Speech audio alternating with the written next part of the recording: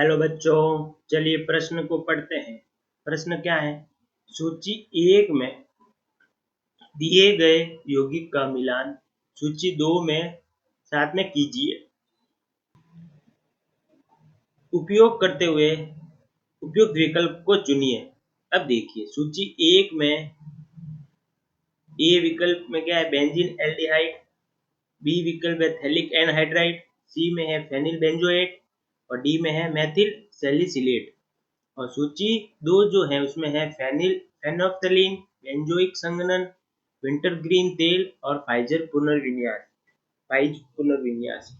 तो इसको क्या करना है? जो सूची 1 में जो यौगिक दिए गए हैं यह सूची 2 में किस प्रकार से संबंध रखते हैं ये आपको बताना है। और आपके पास में ये 4 विकल्प दिए गए हैं, उनको जैसे बेंजोइक एसिड कौन सा है इस प्रकार से सम्मिलित करना है। तो इस प्रश्न के लिए जो मुख्य अवधारणा है, मुख्य अवधारणा क्या है आपके पास में? एक एक अभिक्रिया आप पढ़ेंगे। सबसे पहली जो अभिक्रिया है वह अपन पढ़ेंगे बेंजोइन संघनन।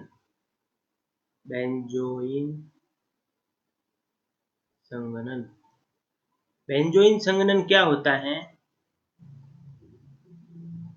जो आपके सामने अभिक्रिया लिखी है, बेंजोइन संघनन में क्या होता है? जो ये बेंज एल्डिहाइड होते हैं, बेंज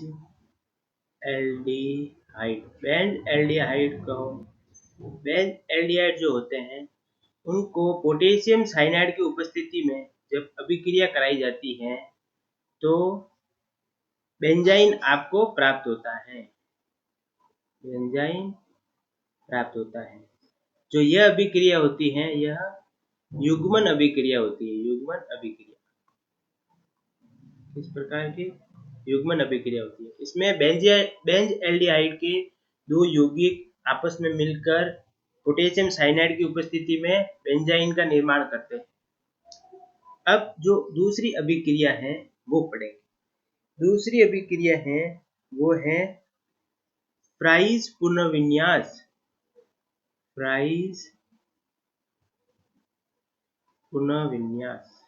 यह अभिक्रिया क्या होती है वो अभी अपन पढ़ेंगे। अभिक्रिया क्या होती है? फेनिल जो बेंजोएट होते हैं, फेनिल बेंजोएट, यह जो यौगिक होता है वह फेनिल बेंजोएट होता है।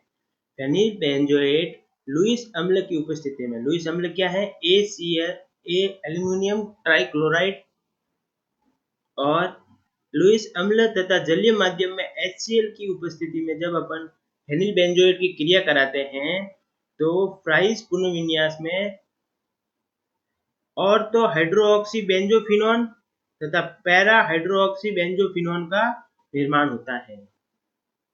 क्या हो रहा है इसमें? फ्राइज पुनर्विन्यास में फेनिल बेंजोएट की क्रिया होती है तो लुईस अम्ल एल्युमिनियम ट्राइक्लोराइड की उपस्थिति में तथा जलीय माध्यम में अगर HCl लेते हैं तो और तो हाइड्रोक्सी बेंजोफिनोन और पैरा हाइड्रोक्सी बेंजोफिनोन का निर्माण होता है। अभी आगे और एक क्रिया पढ़ेंगे।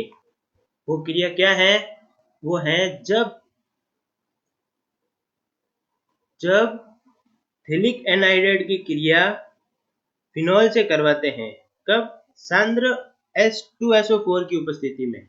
तो क्या कर रहे हैं? थैलिक एनहाइड्राइड की क्रिया फिनॉल की उपस्थिति में, फिनॉल के साथ में सांद्र H2SO4 की उपस्थिति में कराते हैं तो फिनोप्थलीन प्राप्त होता है। थैलिक एनहाइड्राइड की क्रिया फिनॉल के 2 यौगिकों के साथ में सांद्र H2SO4 की उपस्थिति में कराते हैं तो फिनोप्थलीन प्राप्त होता है। तो थैलिक एनहाइड्राइड से क्या प्राप्त होता है? फिनॉल प्राप्त होता है। यह आप इस अभिक्रिया के द्वारा समझ सकते हैं। और यह जो अभिक्रिया होती है वह होती है फिनोप्थलीन का निर्माण।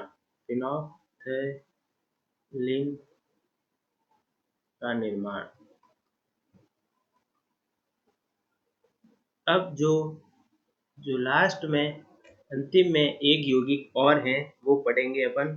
वो होता है मेथिल सैलिसिलेट। जो मेथिल सैलिसिलेट होता है,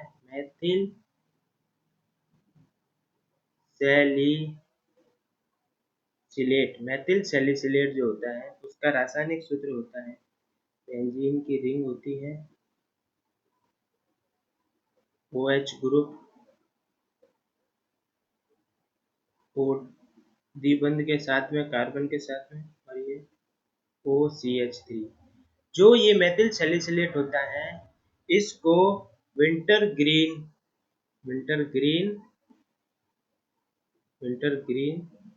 तेल के नाम से जाना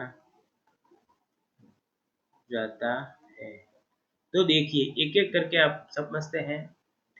जो सूची 1 में बेंज एल्डिहाइड दिया गया है, सूची 1 में बेंज एल्डिहाइड दिया गया है, तो बेंज एल्डिहाइड कहाँ पर बेंजोइक संघनन में काम में आता है।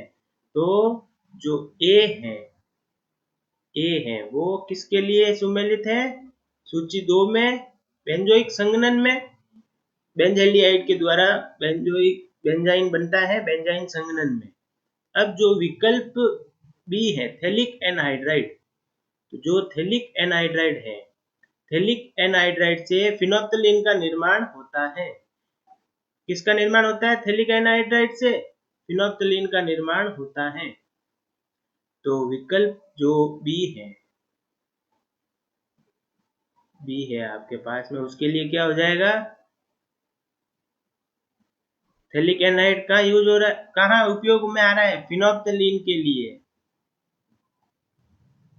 थैलिक एनहाइड्राइड से किसका निर्माण हो रहा है, फिनोप्थलीन का। तो विकल्प बी में जो है वो होगा 1। अब विकल्प सी के लिए देखेंगे, उसके बाद में डी के लिए देखेंगे।